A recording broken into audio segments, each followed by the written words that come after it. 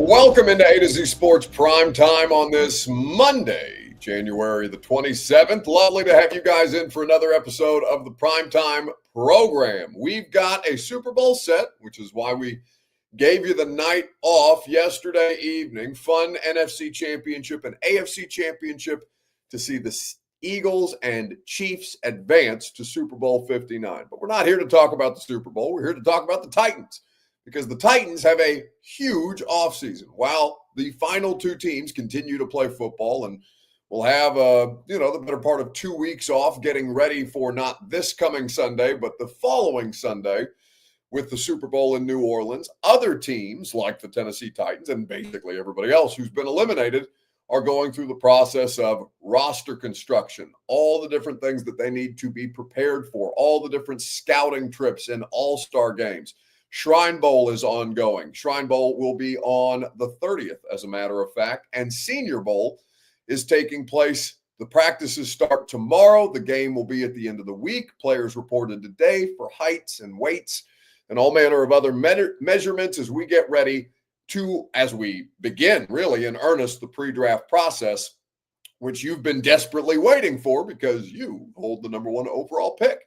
So we're going to talk about boxes that the Titans absolutely must check in Mike Borgonzi's first offseason this evening. Now, you might say, well, Buck, that's loaded language because Rand Carthon talked about checking all the boxes, literally, quote, literally checking all the boxes last offseason when that team was very flawed and had plenty of issues unto itself, and then proceeded to build around Will Levis in a way that was not sustainable. In fact, it was catastrophic how that season ended. And so perhaps I shouldn't use language like boxes that the Titans absolutely must check. But here's what I'm not going to do. I'm not going to tell you, even when they go about their offseason acquisitions, be it the free agency process, the draft, unrestricted free agency, I'm not going to tell you that they've literally checked all the boxes, because I need to see proof of concept from this front office, and I need to see whatever kind of football team that they put together play a couple of games before I make any kind of assessment as to whether this was a success or a failure. I personally am going to be much more measured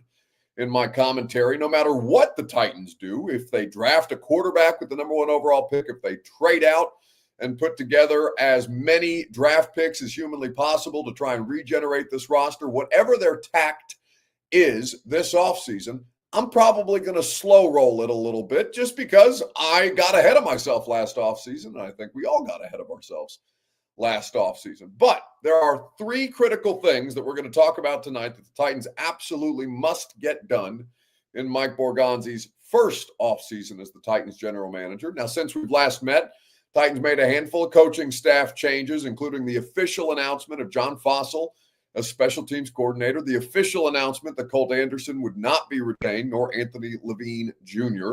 So those two Titans special teams coordinator and assistant are both out, and Fossil brings in his own staff. You've got Luke Stocker promoted to tight ends coach.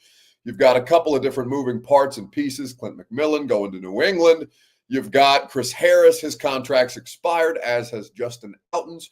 So a handful of coaching staff announcements made today, as well as some front office hires where you added officially an assistant. Well, not officially, the team hasn't announced it, but reportedly, and I can confirm, that Dave Ziegler will be the next assistant general manager of the Tennessee Titans, and that Reggie McKenzie, another former NFL GM, both ironically enough from the same franchise, although they've had different stops in between their last stint with the Raiders, where they both served as GM for a period of time, one significantly longer than the other. Reggie McKenzie coming in here from the Miami Dolphins as a senior scouting role, though no official title has been put on Reggie McKenzie just yet. So there's a lot of moving pieces and parts, and that's important because you want to get as much of your scouting staff and system in place as you prepare, as you already are at these all-star games and getting ready for the week that is the Senior Bowl.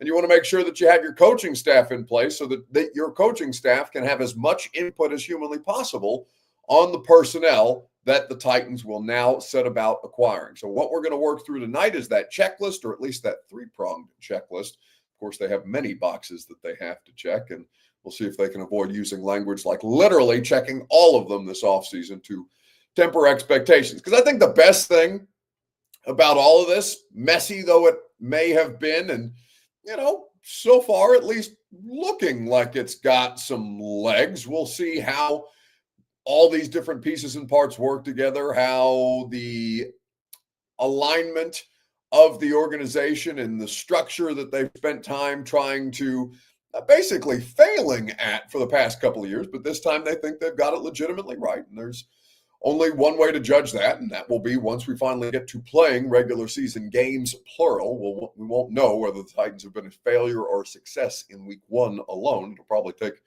honestly, before November, unless it's like last year and they just crater and their games stop mattering in October. But understandably, they got a lot of stuff to do, and Mike Borgonzi's got three critical parts of this that he has to make sure that he gets done. So we'll work through that, Bertle. Hop on here at the end of the show before we do a little in case you missed it. And in the meantime, I need you guys to share this broadcast around Facebook, YouTube, Twitter, and on Twitch, wherever you are spending your time with us. Be French on YouTube, for example, says hope trafficking is a crime now. Listen, you guys are allowed to be as hopeful or as pessimistic. You guys are allowed to feel whatever emotions you want to feel. But for me, I got to have a little bit more level-headedness about this stuff, specific to what expectations are reasonable and what expectations are not for a team that I think the most important thing to come out of all this mess is that they're finally acknowledging we got a lot of work to do. This is a rebuild. We need patience. Please, God, Amy, give us patience so we can try and get this thing up to baseline functioning at the bare minimum. Because right now, obviously, it's not baseline functioning. They need to do significant work in that department to make this team meaningfully competitive once again. Share the broadcast around on Facebook, YouTube, Twitter, and on Twitch, wherever you are spending your time here with us. And then once you've done that, more of you will trickle in, and we will, in the meantime, go ahead and begin this show. Welcome into A to Z Sports Primetime from the Zen Sports Studios. I'm your host, Buck Rising. I'm proud, as always, to be presented to you by the tremendous people at the Bart Durham Injury Law Firm. You deserve to be paid. Blair Durham and the team will make sure that you are in position to succeed. Go to bartdurham.com to get what you deserve today. Buy Two Rivers Ford, the South's most trusted Ford dealer, online at tworiversford.com. They make the car buying process fast, easy, and fun. Buy Zen Sports, where betting just got better. Whether you bet on the Lady Vols tonight, who are currently down 18 to South Carolina, or you are betting men's hoops at this point in time, your no-danger first wager, including on the upcoming big game, is available to you courtesy of Zen Sports, promo code ATOZTN. And finally, TrueMav Fitness. Your first workout is free. As a Middle Tennessee resident, no workout ever recycled or repeated. Go to TrueMavFitness.com and benefit from their great coaching staff and facility today. So speaking of coaching staff and facilities and front office and all these other things, you've got a lot of work to do. You know this. You've had a lot of work to do for quite some time. This roster has been in disrepair basically since Derrick Henry got hurt in 2021. They have had to try and piece together and patch together a roster, and honestly, it's gotten appreciably worse, with the worst of it coming in 2023. That's the worst Titans roster I've ever seen. And it still managed to win 6 games, unlike this team that was infinitely more talented than the 2023 team, and still, because of turnovers primarily, squandered many opportunities and ended up being the worst team in the sport. So now you have to start to course correct, and you feel like you're ahead of where you were going into 24, for example, or at the end of the 23 season, prior to all the signings that were made, prior to this most recent draft class being acquired. But the Will Levis thing really set you back because you built around Will Levis, and the Will Levis experiment failed catastrophically. He is under contract. He's the only quarterback that this franchise has under contract for the foreseeable future, and they will have to make a couple of interesting decisions. And a part of this, the way that I went about my 3-pronged checklist, as TK asks, can we get Buck to say the C word? No, you cannot, because I have banned it from my lexicon. I will read it, but I will not speak it at this point in time, because I think there's a variety of different words that you can use, and I'm sick of that one. So that one will continue to be the C word until such time as I'm no longer tired of it, and I will inform you when such time that is. But when I put together my three-prong checklist for Mike Borgonzi to accomplish in his first offseason, I started first and foremost, obviously, with the quarterback position. It's the most important position in all of sports. And I did this in a way based off watching the AFC Championship game last night. Now, it's not just based on last night's game, but it's informed by last night's game for a couple of different reasons. Browning says, careful with checklists, checking boxes, ran fired. Yeah, but as long as they don't say it, as long as they don't say literally the way that Rand did, literally checked all the boxes on a Sirius XM interview, then they're probably safe for now. You can have checklists. Of course they have checklists. But it's just the idea of gassing up a roster that you didn't really know whether it was going to work the way that you thought it was going to work or not. Expectations were too high, and then you shit the bed, and they were the worst team in football. So with all that being said, I watched last night's AFC Championship game last night, and I've had this opinion for a while, but it was really hammered home watching Josh Allen again lose to Patrick Mahomes in the playoffs, where he has not been able to get past Patrick Mahomes once. There are 4 elite players at the top of the AFC, specifically at the quarterback position, in no particular order, though I guess you could order them if you wanted to, based on who's still playing and who's not. Patrick Mahomes, Josh Allen, Lamar Jackson, and Joe Burrow. Those are the 4 fire-breathing dragons in the AFC, and all 4 of them individually are better than any one quarterback in the NFC. Nothing that you do at quarterback this year is going to vault you into that conversation where you're competing at the top of the conference, where those players who are all under 30 and who are all getting better are expected to kind of run the show for the next 8 to 10 years. Now, should that stop you from taking a quarterback at any point? Of course not. But it should inform your roster construction decisions, because unless you think that the guy that you're getting ready to pick, whether it's this year, next year, or the following, the quarterback that you're getting ready to add to this roster, unless you think he can legitimately take a shot at one of the big 4, you need to build the best possible roster around whomever that quarterback is going to be to give them as many chances to succeed as humanly possible. Because you can still have Josh Allen and lose because Dalton Kincaid, a first-round pick, dropped the pass that would have at least kept hope alive. Whether or not the Bills would have gotten it done at the end, we'll never know, because Dalton Kincaid drops that pass on 4th and 5, which is just a beautiful throw by Josh Allen. The fact that he even got it in the vicinity, much less hit Kincaid in the hands, is crazy. And still, it was not enough to get past Patrick Mahomes. Only Tom Brady and Joe Burrow, one time Joe Burrow, have been able to stop this man. And since then, it's been all Chiefs all the time.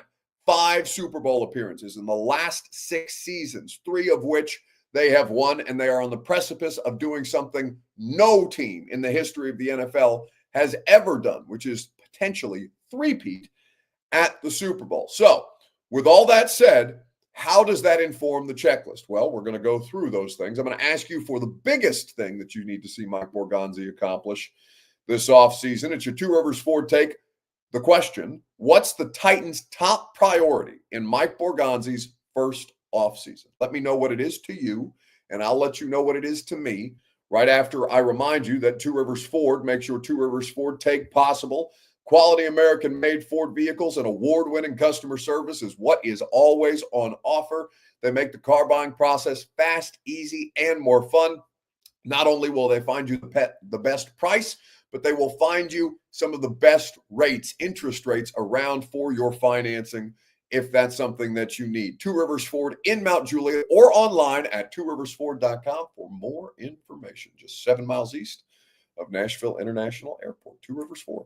So, what's the top priority to you for Mike Borgonzi this offseason? The new Titans GM, all of his underlings and his boss, Chad Brinker, overseeing the football operation. What is the one thing? I'm going to give you 3, but what is the one thing you need to see them get done? Browning says, don't F it up.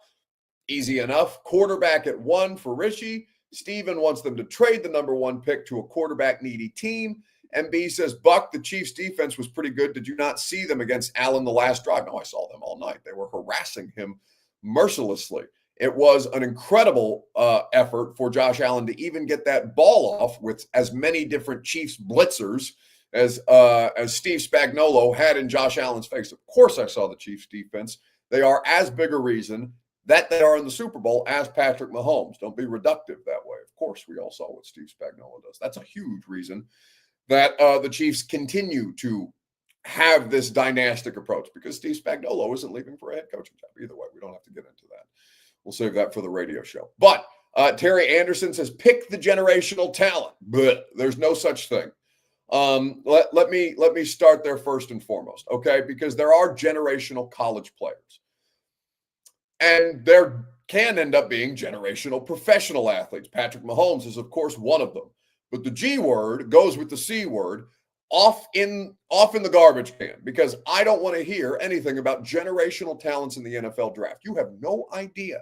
They may be generational college players. That does not mean that they're going to be generational NFL players. Trevor Lawrence is the last quote-unquote generational talent that was in an NFL draft class, and all he has done is underachieve and make $55 million a year doing so on a huge extension, because what else were the Jags going to do at quarterback this offseason? That's the best option that they've got. Generational talents rarely happen. Patrick, the fact that there are potentially 4 of them in the AFC is batshit crazy. We're basically maxed out on generational talent because the 4 of them are currently running around in the league right now. In Brady's era, we only had really 2 at any given point, where you're talking about Peyton Manning and Tom Brady. And even Brady was somebody who just sustained so long en route to winning 7 Super Bowls that he left you no choice but to include him in the conversation. Rodgers at his peak is probably the best pure thrower of the football I've ever seen. And even he was not enough to get it done when they were working through the NFC at the time when Aaron Rodgers was still with the Green Bay Packers. Generational talent is a phrase that is overused entirely. You don't know what these players are going to be at the next level. You can like them as college players. You can think that they are the most dominant player in college football at the time.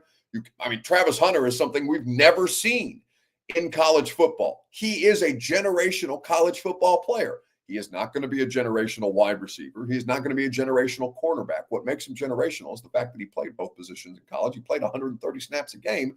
That shit's unheard of. It's crazy. It's wild to have the knowledge, the physical ability to do those things and to do them at a high level. Absolutely, that's impressive. And there's no question that he can be an impact player. But don't use the G word when you're talking about the NFL draft, because you have no earthly idea the percentage chance that these actually end up being generational talents in the NFL. Slim to non-existent. Absolutely non-existent. Major Key says generational is just like hearing franchise quarterback. I disagree. I just think the definition of franchise quarterback has changed. Sam Darnold was a franchise quarterback for Minnesota this year.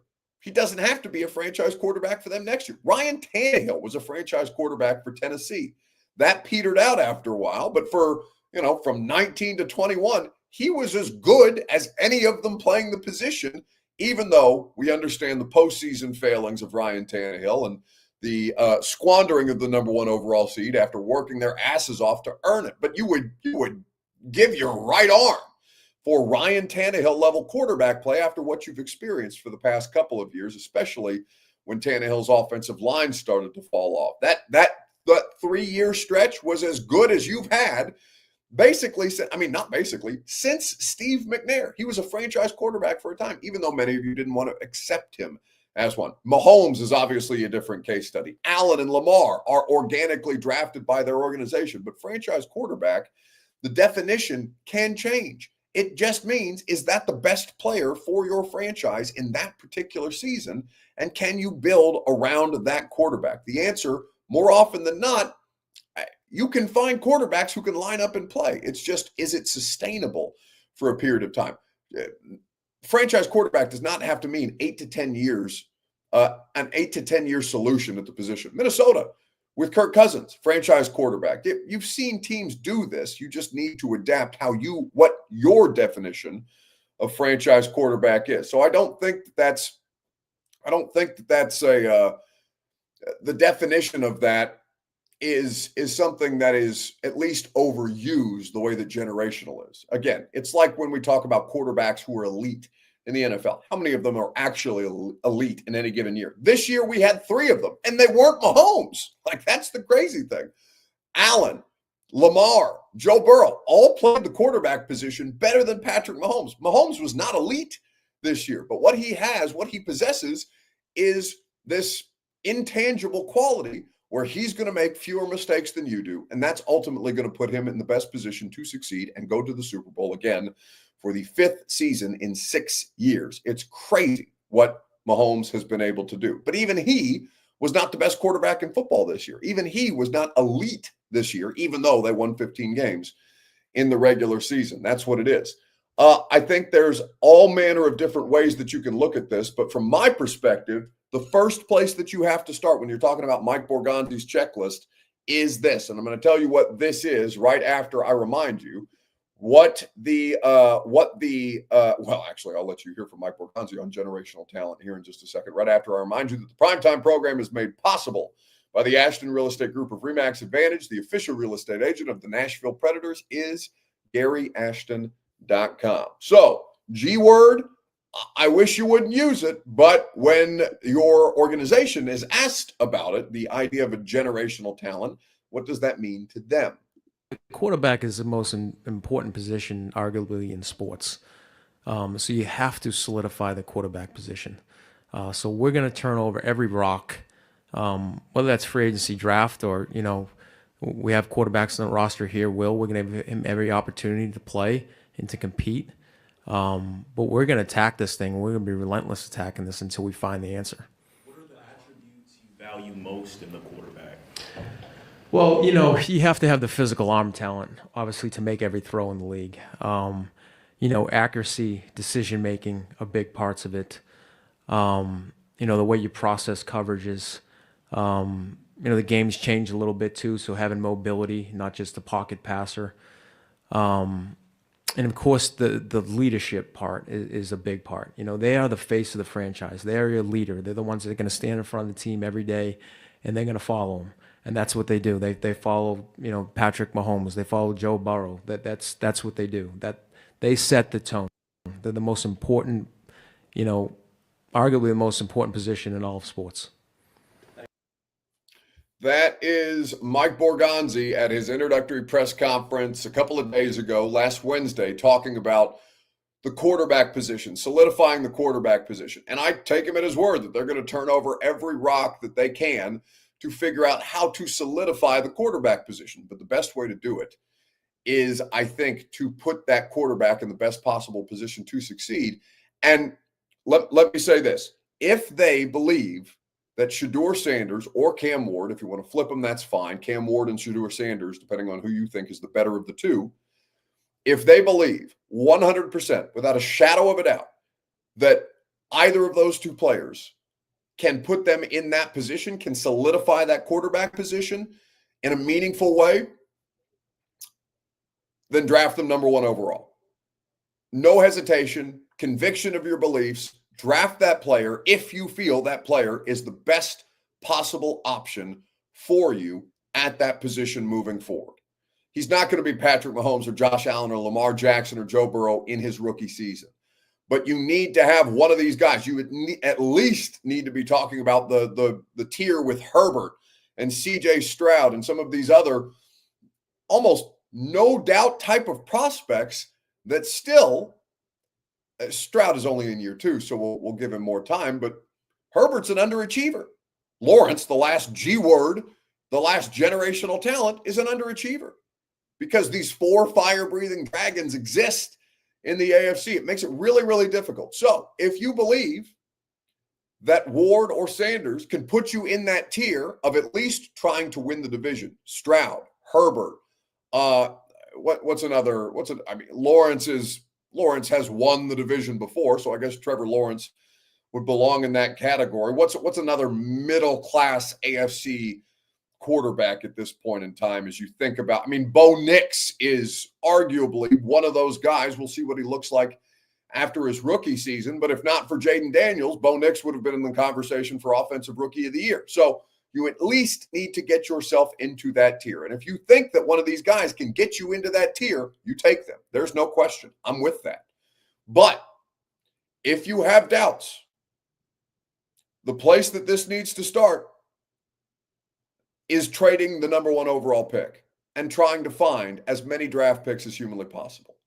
Because that is the thing that they've stated that they want to accomplish. 30 picks over the next 3 years, 12 of those 30 picks in the top 100. It's tough to do, but it's not impossible. And with the number one overall pick, you have the leverage to create that additional draft capital where you currently have 8 picks heading into this draft. You would like to create a few more opportunities for yourself, and trading down absolutely does that. Absolutely does that.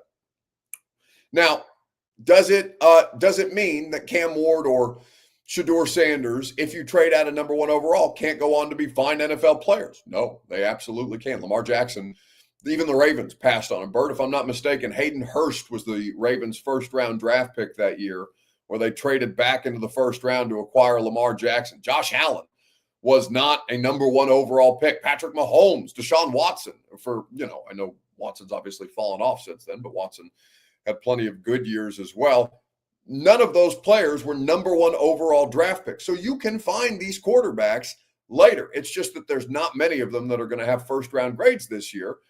And just because this is regarded as a weaker quarterback class doesn't mean that one of those two can't become that kind of a player. But the assessments right now, it's early on, would not indicate that they project at that level. And even projections, regardless of projections, you can still get these things wrong. Teams get it wrong all the time.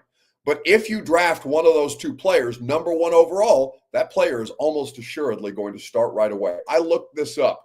36 quarterbacks have been drafted number one overall since 1944, when a team called the Boston Yanks was still playing NFL football. 36 players at that position, including Caleb Williams last year. Bryce Young, Trevor Lawrence, Joe Burrow, Kyler Murray. The first one that you can find out of that group of them that didn't start right away was Baker Mayfield. Baker Mayfield was behind Tyrod Taylor. Then eventually they put Baker Mayfield into the starting role after I believe Tyrod got hurt. And, obviously things didn't go completely to plan in Cleveland, but Baker Mayfield, at least last season, was playing like a number one overall pick, like he belonged in that category. So if you draft one of these guys, it's not to sit them. Almost certainly will this player play right away. And I don't know if Sanders or Ward is ready for that right away. We will find out depending on what their decision is. But unless you are convicted that one of these players, not convicted, but unless you have conviction that one of these players is going to put you over the top, the first priority is to trade out of that number one overall draft pick and to acquire as much draft capital as humanly possible. Then, secondarily, you have to find your veteran quarterback option. Free agency will come first. This team is going to sign a veteran quarterback no matter what. A bunch of names have been thrown about. Derek Carr is the one who has the most connections to now the front office and the coaching staff. Brian Callahan and Bo Hardigree have both worked with Derek Carr, head coach / offensive coordinator, offensive play caller, and quarterbacks coach have both worked with Derek Carr. He's 33. He's coming off a hand injury. The front office now, Ziegler and Reggie McKenzie, both working in the front office, will have experience with Derek Carr. Mike Borgonzi, obviously, will be familiar with Derek Carr because the Chiefs competed against the Raiders for Carr's entire career there in Oakland / Vegas. So all that to say, veteran quarterback option, even if it's not Derek Carr, that is your second priority on this list. And by the way, that shouldn't stop you from taking a quarterback. If you want a quarterback, there's nothing to say that you can't take a quarterback in a later round, a Jackson Dart, a Will Howard, if you feel like that's the best option for you at this particular moment, depending on how they value Shedeur or Ward. We don't know what grades they'll have on any of these players. Obviously, that won't be public information. But if you don't have those players graded out as number one overall pick worthy, and you trade out of that spot, then you have to give yourself ample opportunity. And you can always trade back up into the round if you feel like Ward or Sanders is attainable and might slide past 2, with Cleveland, or obviously if somebody's trading you for number one, they're going to take a quarterback almost certainly at this point in time. There are so many different options that you have at this point, but you absolutely must take a veteran quarterback in free agency, no matter what, whether it's just Will Levis and a vet, whether it's a draft pick and a veteran quarterback with Will Levis as the only quarterback under contract must be solution number two here. And then thirdly, I thought about what I would prioritize most right now, whether it be the pass rush or the offensive line unit. And I think I'm going to go with the pass rush here, whether that's getting yourself involved in a trade for Max Crosby, potentially with the number one overall pick, whether it's drafting Abdul Carter out of Penn State by trading back out of the number one overall pick. You have to have somebody who's going to make Mahomes, Allen, Lamar, Burrow, CJ Stroud, hell, Anthony Richardson and Trevor Lawrence. You have to find the kind of guys who are going to make these quarterbacks' lives a living hell while you try and figure out the best possible solution for your quarterback situation. Titans are one of the worst pass rushing teams in 2024. Harold Landry, we'll see what happens. He could be a cap casualty. I don't necessarily expect that. Jeff Simmons has stated multiple times on Twitter that he doesn't want to be traded, so fair to expect he would be back. Devondre Sweat is a solid player, but he's not a pass rusher, and Arden Key is still under contract. You need juice. The offensive line is also a solution that needs to be had or needs to be found, whether it be in free agency or the draft. Fair to expect that they would try and do it both ways to solidify both depth and starting caliber talent, but pass rush is the priority. After trading out of the number one overall pick, signing the veteran quarterback, you have to get the kind of pass rusher that's going to help put you over the top, or at least can be a building block to having an elite defense to compete with some of these high-level quarterbacks. Because if you can't be one of these high-level quarterbacks, then you have to bury one of these high-level quarterbacks, the way that the Bills and the Ravens and all these other teams who have lacked pass rush over the past couple of years looked around and said, oh, we have to beat Mahomes. We have to find a way to make his life a living hell. He might still beat us either way, but at least we're going to hurt him or, hit him in the meantime, not hurt him necessarily. Pass rush is essential, and the Titans do not have that at this point in time. Curtis says, going to need that edge to have multiple touchdowns. Listen, you need wide receivers. You need offensive line help. I would argue, you need tight end help. You need a safety. You have a million needs on this roster, okay? It is going to be fascinating to see how many of them. I don't expect them to get all of this done in one offseason, but it is going to be fascinating to see how they equip themselves to address the most amount of them. And Curtis, I understand that you're arguing for a quarterback with the number one overall pick. If I'm not mistaken, I've seen you comment quite a bit about Shedeur. Shedeur Sanders is going to come here and be completely helpless if he has no team around him. The Titans are not a football team. The Titans are a collection of players that needs solidifying, that needs glue.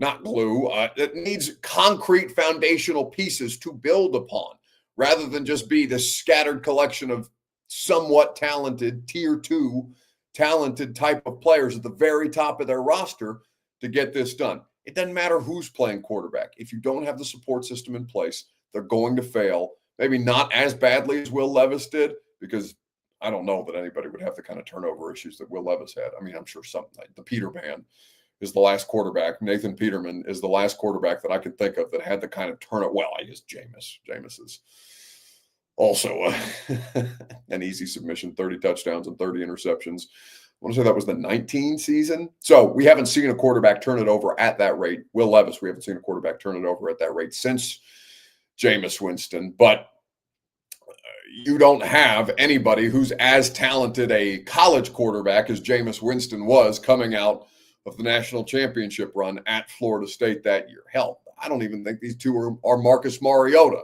And Mariota had some juice for a period of time, and then his body broke down, and you understand why that went sideways. But even he has continued to have an NFL career to a point. Major Key says, didn't Brinker say they will be trading 4 picks?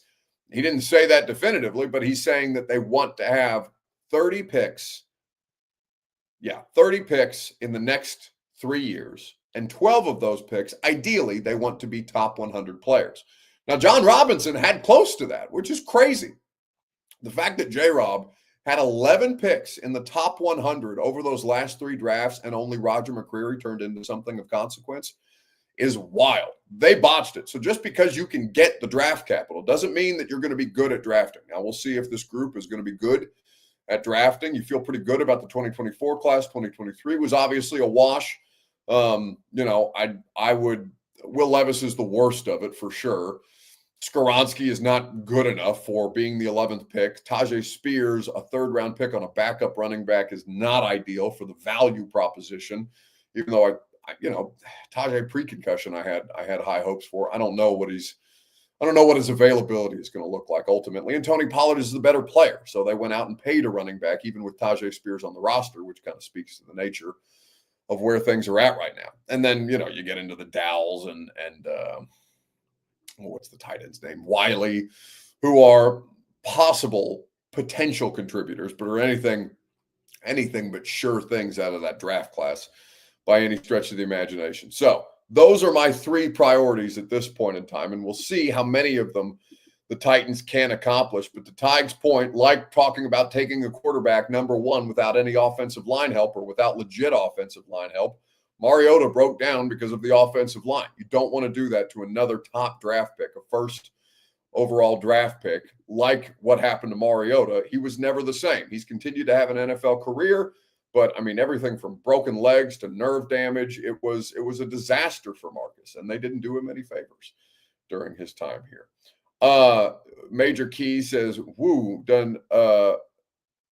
Dunn Media kept claiming, do you mean dumb media or Dunn Media? Kept claiming Wiley to be tight end 1, SMH. I don't know. Chig wasn't doing shit until the second half of the season, which tends to be the case with Chig.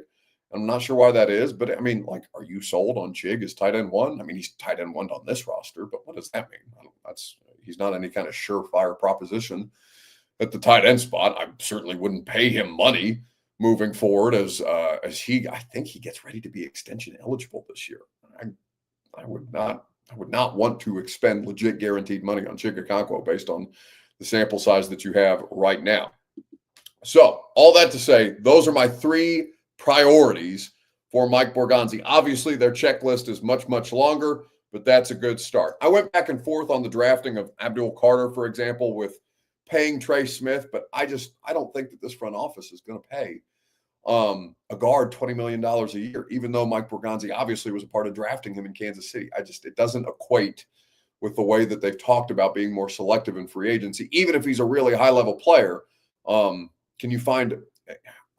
it really the best investment to pay $20 million a year for a guard? Probably not, if you're being completely honest. And if it is, then you've done something wrong, because you should be able to find maybe not a Trey Smith in the 6th round, but if you can't, you don't have a 3rd-round pick, which is a part of the problem. The Chiefs have your 66th overall draft pick. That's even more of the emphasis on trading out a number 1 overall. You need players everywhere at this point in time. Okay, so with everything that the Titans have to address, we understand that that's where it should start, or maybe we don't have consensus on where you guys think that should start, but that's where I'm at with it at this point in time. Now let's move to the hirings in the NFL right now. Which NFL team has made the worst coaching hire of the cycle? Saints still haven't made a hire, though it's being reported by Nick Underhill in New Orleans that they are flying to Philadelphia to interview Kellen Moore. So maybe Kellen Moore will be the next coach of the Saints by the time we meet next. But with all that being said, which NFL team has made the worst hire at head coach of the jobs that were available? Again, the jobs that were available: Raiders, Jets, Saints, Cowboys, Bears, Jags. Who am I missing? I'm missing one. Oh, and the Patriots. The Patriots obviously were the first to hire a coach, given that they, basically wanted to hire Mike Vrabel last year and then messed around with Gerard Mayo, wasted that man's time, only to bring in Mike Vrabel the following year. So which team made the worst head coaching hire? We'll talk about it together right after I remind you that the Primetime program is made possible by Bart Durham Injury Law. You deserve to get paid. And the results that you deserve can only be found at bartdurham.com. Blair Durham and their team will help you just like they've helped so many Middle Tennesseans and people from Kentucky for over 75 years of experience dealing with auto injuries, big truck injuries, or motorcycle injuries. Bart Durham Injury Law is there to help you. You can find out about their law firm, about their case results, and how you can get those results that you deserve. Go online for a free consultation today at bartdurham.com. Okay, so with all the things going around with the NFL at this point in time, Bert, I don't see the Jerry clip in my media assets tab. No, I lied. I do. I just was. There's a very low percentage of this that is smiles and glory holes.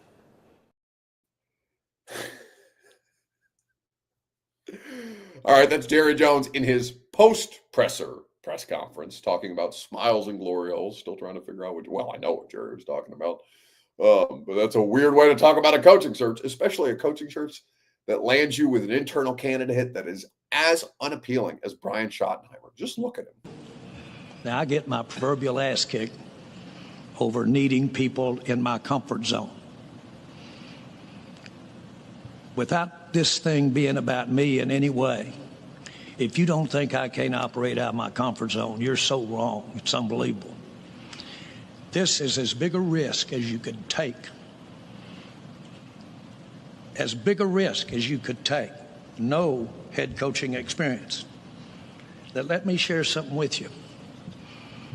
With all of that, you've just heard him reference his osmosis, his family. Anybody in this room that doesn't believe the apple doesn't go far from the tree has missed it someplace down the road, especially if there was an effort to make it that way, and there was an effort. But then you go around to the countless numbers of coaches that Shotty has served on staff with and been around, the countless players. How often do you have someone that has 25, I'm going to say 25, it may be 26, of years of working through the human relationship and working, aspiring to learn, of have his ears and eyes wide open and looking for techniques and looking for things that make coaches better? Jerry pointing at the guy, Brian Schottenheimer, and saying, this is as big a risk as I could possibly take. With Brian Schottenheimer just being like, I wish there was a picture of his face, because the picture of Jerry sitting next to this man, who just basically looks like a human thumb, is one of the funniest things that I've ever seen.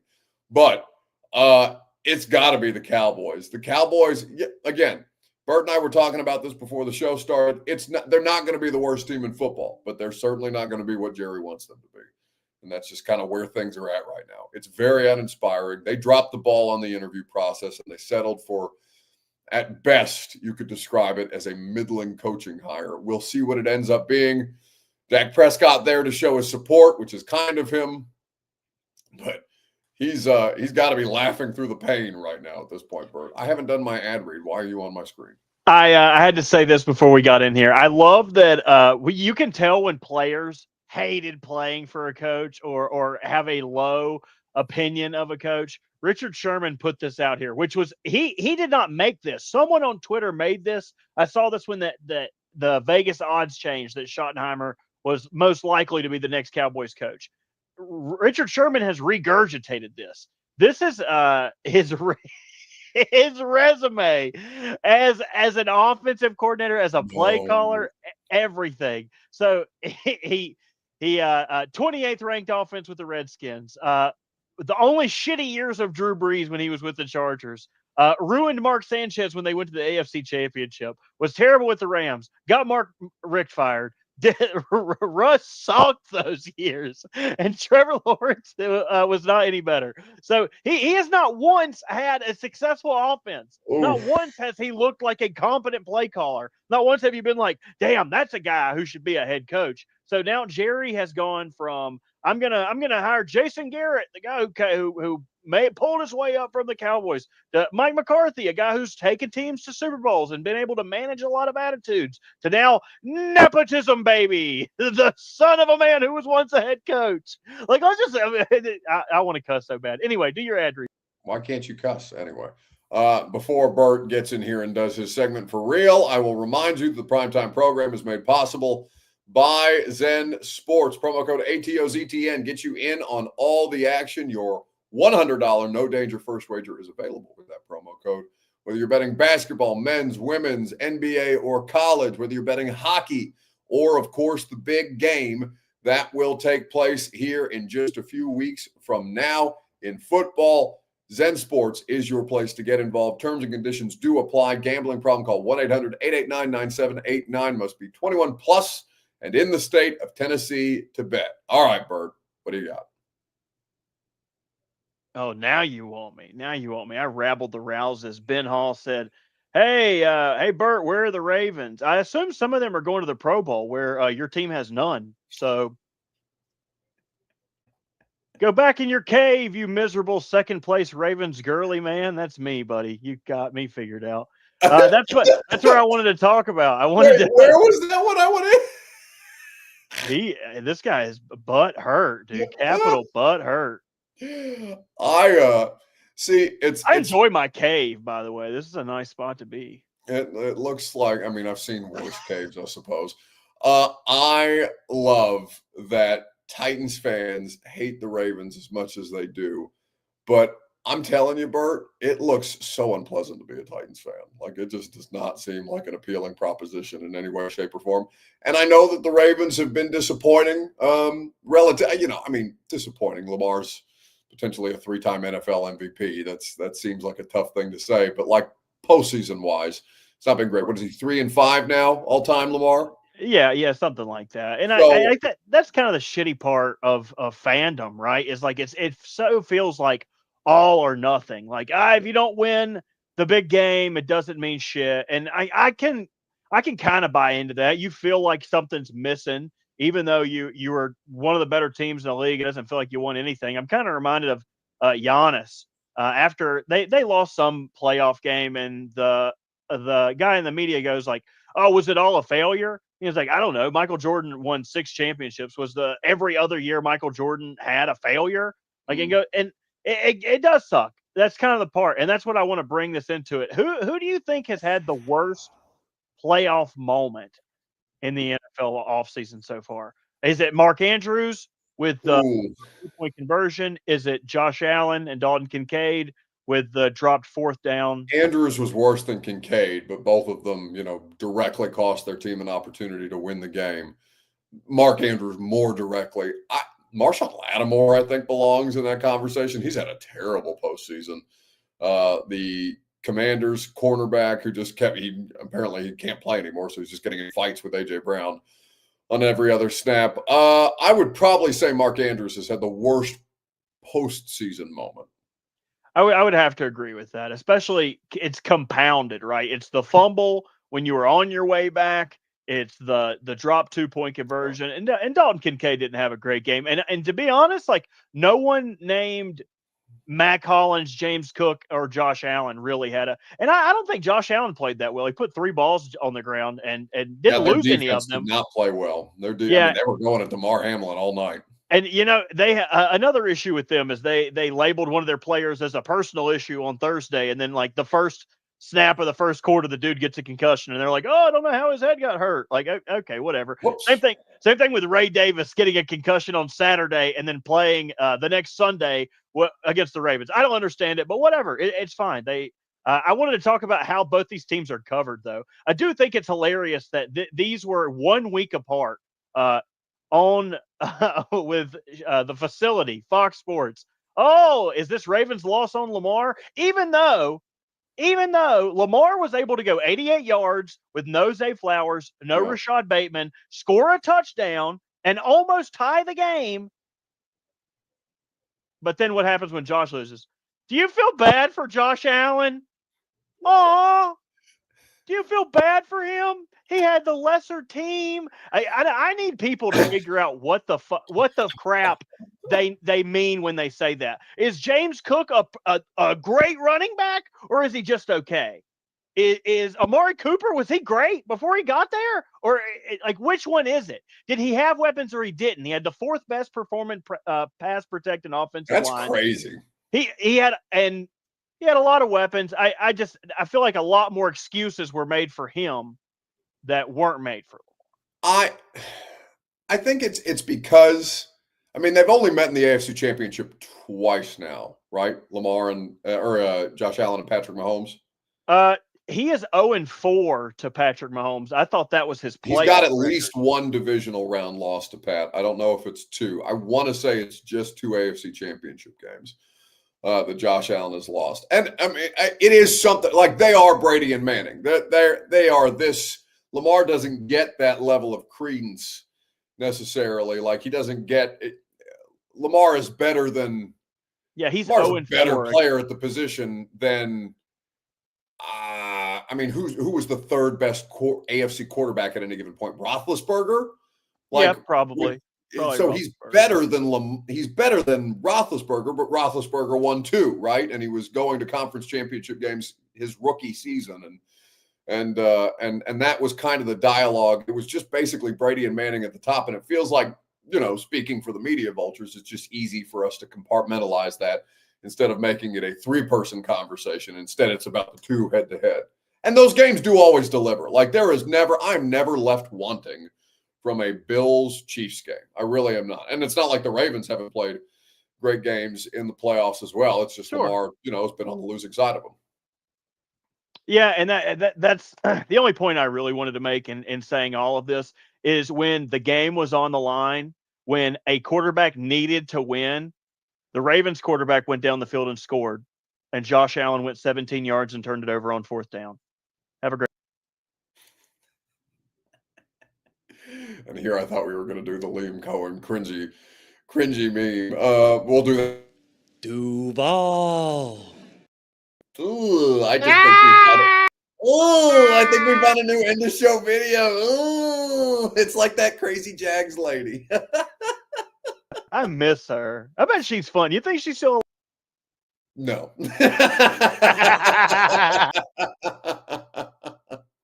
I hope she is, but I doubt it.